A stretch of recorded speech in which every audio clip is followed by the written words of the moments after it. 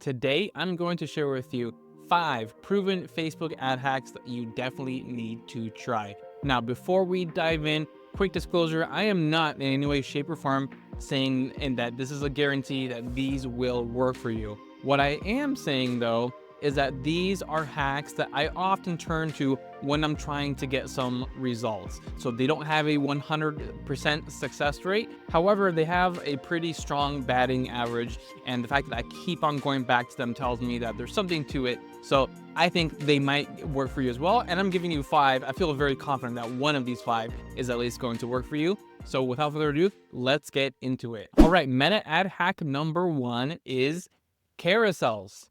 So a lot of people assume carousels are strictly for e-commerce, and that is where they are the most prominent. But carousels are actually a great type of creative for any kind of business for several different reasons. One, it's probably the least used creative out of any non-e-commerce business. And so it automatically separates you from the rest of your competition. And then beyond that, it makes it a fun and engaging way to consume your ad, because when you create a sequenced message, as you see in these ad examples right here, it's just another way for someone to consume your content without being forced to read the body copy. And you can create these in so many different ways using bright colors. You just saw the teal example 1 second ago. You can use some background images. Honestly, the options are limitless. You can have so much fun with these carousels, and there's so many times I turn to these and we get great results with these carousels. So definitely, if you don't have these already in your toolkit, start using them ASAP.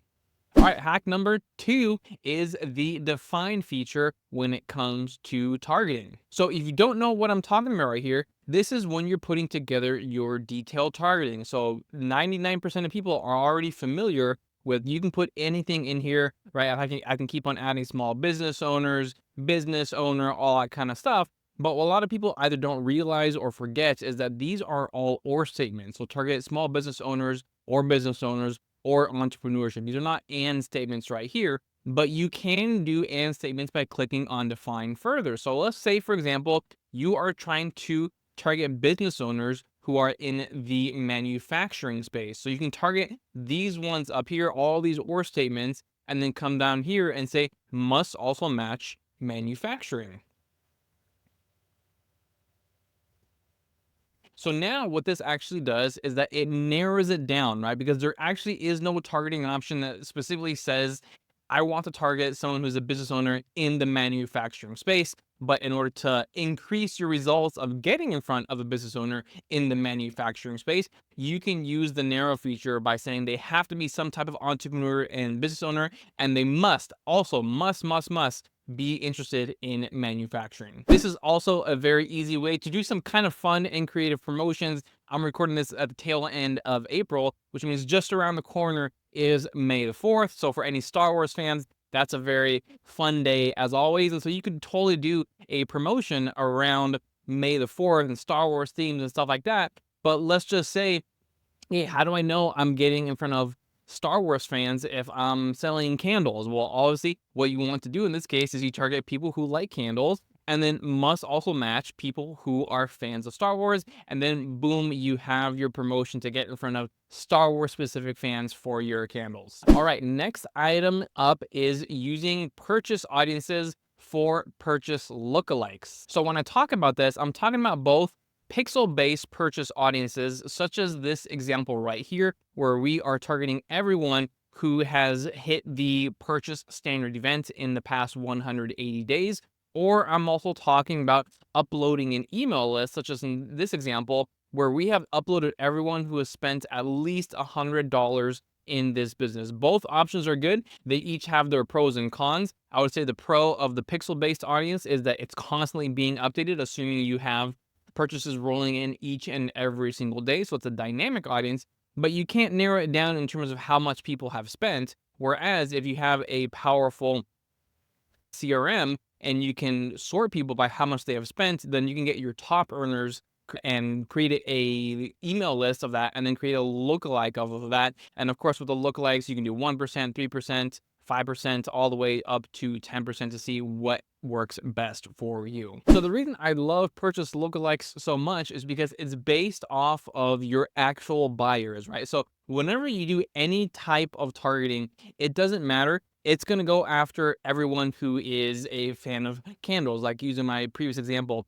But not everyone who is a fan of candles is someone who buys from ads, right? So you want people who have disposable income, and when they see something that potentially they really like, your awesome candle set, then you want to increase your odds of getting in front of those people that will be like, wow, this is exactly for me. I want to go ahead and buy it. So when you upload your email list of buyers, or you're using the pixel audience of buyers, Facebook, and then create a lookalike of that and target that lookalike, Facebook is analyzing those buyers who have already bought from you, and it's working to get in front of similar buyers, people with disposable income, people who are more likely to actually fork out some hard-earned dollars and give them over to you. So it's a little bit of a cheat code to success, which is why I'm such a fan of this strategy. All right, hack number 4 is actually for those of you who might be saying, okay, cool, the purchase lookalike example and hack, that's fine and all, but I'm a new business. I have no buyers. So what the heck am I supposed to do? Well, guess what? You are still in luck, because there is one little trick that you can do. And it also ties back with in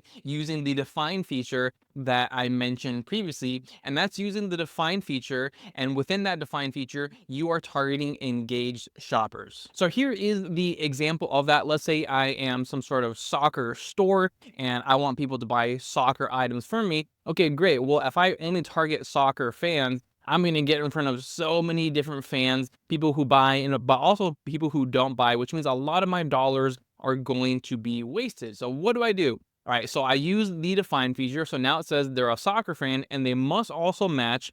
And then in this case, I selected the purchase behavior of engaged shoppers. So if we look at the definition of engaged shoppers here, it specifically says this is people who have clicked on the call to action button, shop now, in the past week. So basically what's going on here is that it's taking the data from other competitors out there who are also running purchase campaigns, and it's enabling and finding those people who have clicked that button shop right now. And then now it's permitting for you to get in front of those same people. So even if they haven't bought from you before, you know that they have buying behavior, they have disposable income. And so this can increase your chance of success and getting in front of those higher caliber people. Now, one caveat to know with both this hack and also the previous hack about using the purchase lookalike is that your CPM, or your cost per 1,000 impressions, is going to be higher. So while you are getting in front of a higher caliber audience, there's a price to pay for that. You have to spend more in order to get in front of that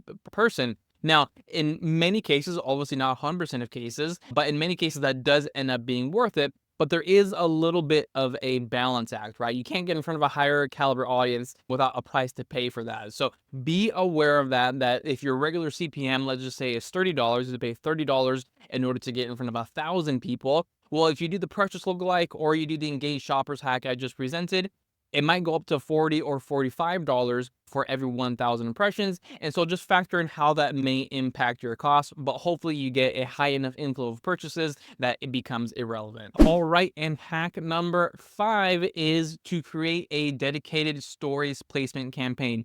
Now, honestly, 95% of the time, I'm doing a campaign that is targeting all placements. There's a lot of benefits to this, not just its simplicity, but it actually does help the algorithm in many cases, because you're giving it more freedom and flexibility to go and find your target audience, regardless of the placement that they might be engaging in. However, particularly if you're in a very competitive space, some of those placements, you're just going to get fewer impressions in there, but you can still increase your impressions in there and get a lower CPM. And one of those placements is the stories placement. So in order to create a dedicated stories placement, down in the placements, as opposed to doing all placements, or what they call Advantage Plus placements, you only select Facebook and Instagram. In this case, you can also select Messenger as well. And then you select Instagram stories, Facebook stories, and Messenger stories.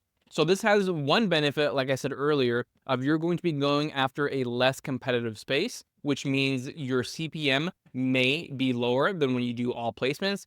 But when you do this, you need to make sure you create ads that are very specific for the stories placement, right? So when you're doing all placements and it's just an image ad, your image ad is not going to look great inside the stories placement. But when you're doing a stories dedicated ad, you can create an ad that is native to the stories placement, just as you can see in this example right here. So when you do this strategy, make sure you create ads that are specifically designed for the stories placement, that they look as good as possible in that placement, so you can maximize your results with that lower CPM. All right, and there you have it. Those are 5 Facebook ad hacks that you need to try. Again, no guarantees on any of these, but they do have a very high success rate. And I feel confident that at least one of these 5 is going to end up working out in your favor. So go ahead and give them a try, and then let me know how they work out for you. I would love to hear your success stories. And as always, if you have any questions about this content or any content I cover on this channel, just let me know in the comments below. Thank you so much for tuning in, and I will see you